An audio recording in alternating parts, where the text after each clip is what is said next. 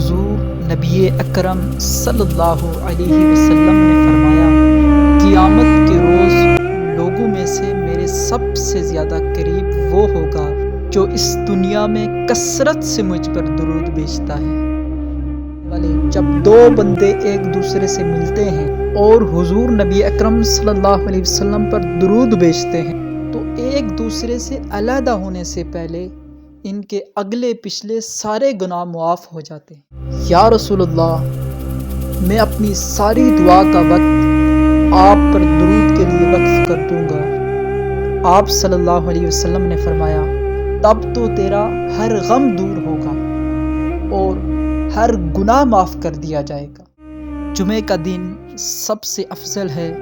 اس دن آدم کو پیدا کیا گیا، اسی دن ان کی روح قبض کی گئی، اسی دن سور پھونکا جائے گا اور اسی میں سب بے ہوش ہوں گے۔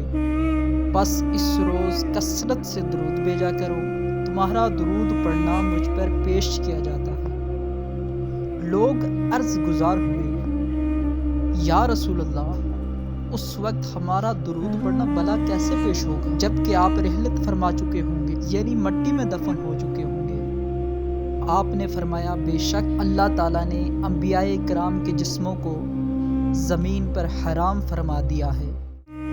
جو مومن جمعے کی رات 2 رکعت اس طرح پڑھے کہ ہر رکعت میں 25 مرتبہ قل هو اللہ احد سورہ فاتحہ کے بعد پڑھے، پھر 1000 مرتبہ یہ درود پڑھے، اللہم صلی علی محمد النبی الامی، تو آنے والے جمعے سے پہلے خواب میں میری زیارت کرے گا۔